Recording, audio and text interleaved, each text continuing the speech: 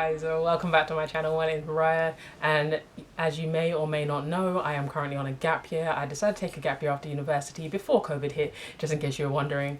But in this video I'm going to give you guys the pros and cons of taking a gap year after university, and I'm going to share my reasonings for taking a gap year at the end of this video. So make sure you stick around, like, subscribe, turn on that notification bell so you don't miss what else I got going on, because I got a lot going on.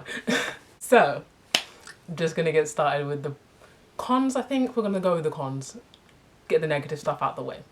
So if you see me looking down, I have them written down. So yeah, the first con I can think of is the time, like in terms of you may feel like you've prolonged the inevitable. So like you prolonged you going to work, you've prolonged you studying further.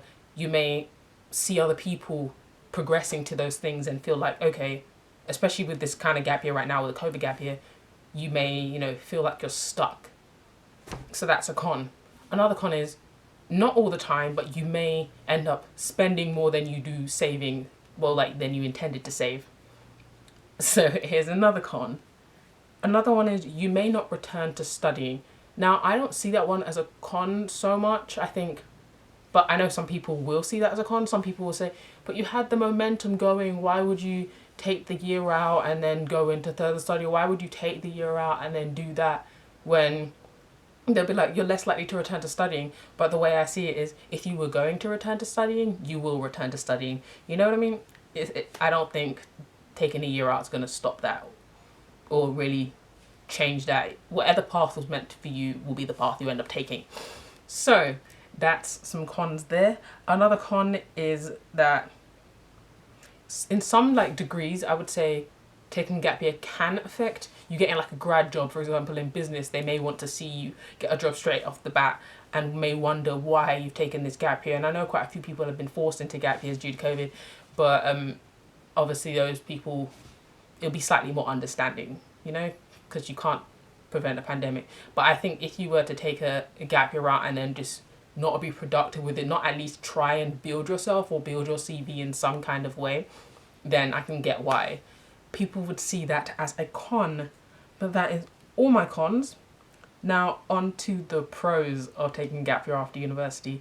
Building your CV, whether that be learning a language, taking an online internship, just maybe starting a YouTube channel, just something to boost your CV. I think, yeah, it's because we're so young, you don't have to jump into everything. And maybe in university you didn't get the opportunities to build your CV as much as you would like to, just based on time or whatever your circumstances were at the time. Another pro of taking a gap year after university is you can do these things you were unable to do while you were at university. So at uni, you may have maybe a very intense course you took, so you may not have had the time to travel or to explore these interests you had. You don't necessarily have to take a whole year to do it, but some time out may be a good thing for you. Another pro is traveling, obviously. That's the main thing that most people think about when you think of a gap year. If you're not thinking about working, you're thinking about traveling. Plenty time to do it if it wasn't a pandemic. So stuff like that. A mental break. What I mean by that is just a break where you're not in studying. You have time to just de-stress, and I think that's a big pro of taking a gap year after university, because university can be very intense. So having that little time after is really refreshing. And those are my pros to taking a gap year after university. Now on to my reasonings for taking a gap year after university. My biggest reason for me choosing to take this gap year after uni is because I wanted to focus on applying for my master's.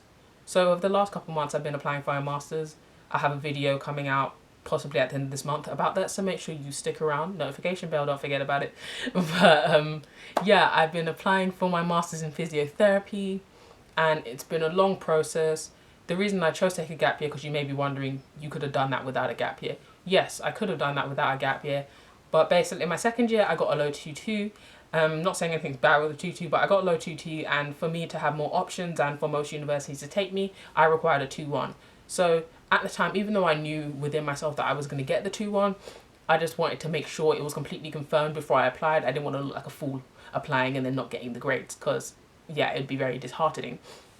So I decided to take the gap year to focus on that, make sure I wasn't rushing my personal statement, making sure I wasn't rushing everything, because yeah, it's a lot in your final year that you have to focus on. So I chose to take the gap year for that. Another reason I chose to take this gap year is so I can spend more time with friends and family. So with the masters, it's going to be a 2-year masters. I know like healthcare courses, typically you don't get a lot of break off, and I thought, let me use this time to make the most of my time with everybody I love around me, and then a pandemic hit. So, you know, it's kind of hard still getting to see like friends and family, but not as much as I would have obviously preferred to do so. But that was one of the reasons I took a gap year. Another reason was so I could work part-time, save up some money for a masters. Like, don't get me wrong, we have student finance and the NHS bursary for the physiotherapy masters, but at the same time I would like to have some money of my own, so I'm not just depending on those streams of income.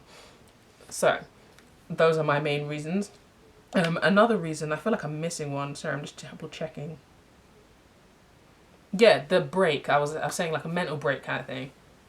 Like I said, I chose to take a gap year before all of this happened. I knew I would take a gap year because I knew that after 4 years of studying, yes, it's only another 2 years and I could have just gone straight with it, but I kind of feel like looking at what's happening now, it would have been hard for me to motivate myself indoors to keep up with this new subject. And you know, it's just, yeah, so I thought, take a break out, do all of these things, try new things such as YouTube, and yeah, just enjoy while you can. I really believe that everybody should take a gap year at least once in their life, whether it's before university, after university.